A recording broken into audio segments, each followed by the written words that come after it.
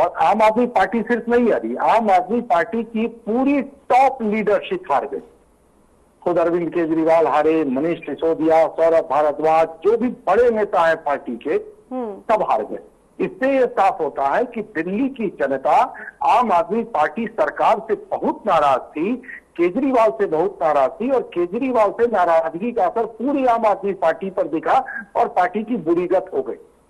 ये साफ है कि अरविंद केजरीवाल दिल्ली की जनता की निगाहों में भ्रष्ट है, दिल्ली की जनता की निगाहों में विकास विरोधी है, दिल्ली की जनता की निगाहों में अनर्गल प्रलाप करने वाले नेता हैं।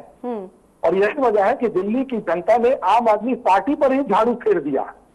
असित जी, मेरा प्रश्न ये है कि क्या दिल्ली की जनता ने कहीं न कहीं आप लोगों के द्वारा शीश महल शब्द जो प्रयोग किया गया प्रधानमंत्री से लेकर आम कार्यकर्ता तक और अरविंद केजरीवाल पर आरोप लगाया गया और इनकी फ्री की रेवड़ियों को नकारते हुए मोदी फैक्टर और मोदी जी का चेहरा जो एक विश्वास का चेहरा बना दिया गया है और उनके द्वारा किए गए वादे, उस पर जनता ने ज्यादा यकीन कर लिया? 2100 पर 2500 ज्यादा हावी हो गया? नाम मैं नहीं जानता हूं, लेकिन एक बात आप मिलाइए पूरे परिणाम में जी। 2015 के चुनाव में जो दलित बहुल क्षेत्र है वहां हमारी हार हो गई थी। जी बिल्कुल सही। 2015 के विधानसभा चुनाव में जो मुस्लिम बहुल क्षेत्र है वहां हमारी हार हो गई थी।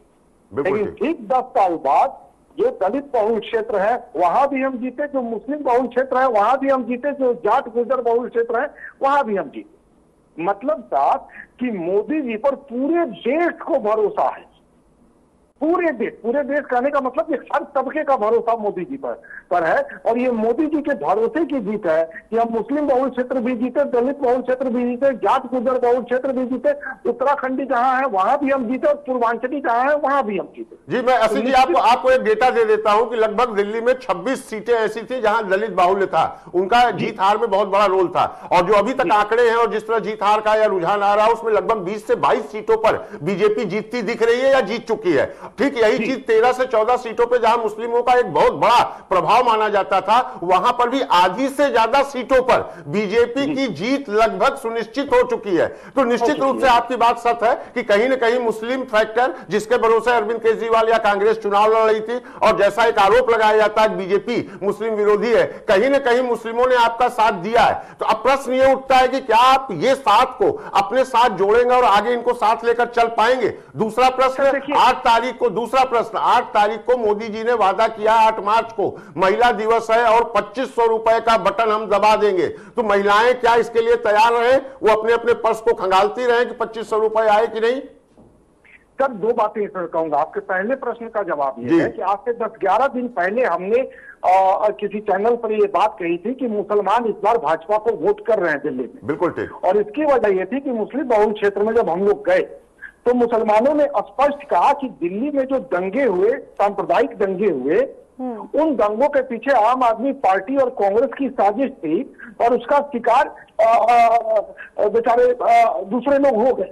आज भी कई लोग मुकदमे झेल रहे हैं, जिनके घर फूके गए, दुकानें लुटती गई, वो अपनी जगह पे। तो मुसलमान ये पहचान गए हैं कि असली सांप्रदायिक लोग कौन है, जो ये सेकुलरिज्म का चादर ओढ़ के घूम रहे हैं, उनके भीतर सांप्रदायिक भेड़िया छुपा पड़ा है। ये देश का मुसलमान पहचान गया है और इसलिए मुस्लिम बहुल क्षेत्रों में हमें वोट मिला।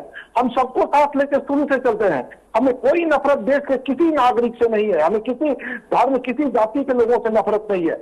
एक दुष्प्रचार किया गया, अभियान चलाया गया हम लोगों के खिलाफ, लेकिन इस बार दिल्ली में मुसलमानों ने उस दुष्प्रचार और उस अभियान की पोल खोल कर रख दी। अब जो आपका दूसरा प्रश्न है, निश्चित तौर पर मोदी जी भरोसे का प्रतीक है और मोदी जी ने जो वादा किया है बिल्कुल समय पर वो वादा पूरा होगा, यही मोदी की गारंटी है। तो फिर एक प्रश्न का जवाब और दे दें कि सबसे ज्यादा नाराजगी अगर दिल्ली की जनता को थी और इस चुनाव के रिजल्ट में कहीं ना कहीं वो देखिएगा निकल कर आएगा, बिल्कुल सच है। एक सड़कों की हालत खराब होना, गलियों में गंदगी, और तीसरा यमुना नदी का जो हाल हुआ है उसको लेकर जनता में बहुत नाराजगी थी। अब आप या आपकी पार्टी कितने दिनों में, कितने सालों में एक यमुना जी की सफाई गंगा जी की तरह करने का एक वादा कर सकती है? निश्चित तौर पर हमने कुछ समस्याएं, जैसे बुराड़ी का मैं उदाहरण आपको दूं, बुराड़ी में नालों का पानी घर में आ जाता है। बिल्कुल सही। 10 साल की केजरीवाल सरकार ने पता नहीं क्या काम किया। और ये समस्या जब भाजपा के लोग वहां गए तो सबसे पहले इस समस्या पर निगाह गई और उसी समय यह तय किया गया कि ये काम प्राथमिकता के आधार पर करना होगा कि नालों का पानी घर में न घुसे। हम ये काम करेंगे। यमुना नदी हमारे लिए सिर्फ पानी को स्वच्छ रखने का एक वादा नहीं है, एक संकल्प नहीं है। यमुना नदी तो हमारे लिए आस्था का प्रतीक है और निश्चित तौर पर हम यमुना नदी को गंगा नदी जैसा बनाएंगे। ये तय जानिए, इसमें कहीं कोताही नहीं होगी। देखिए, मैं आपसे एक बात कहना चाहूंगा, अभी तक जो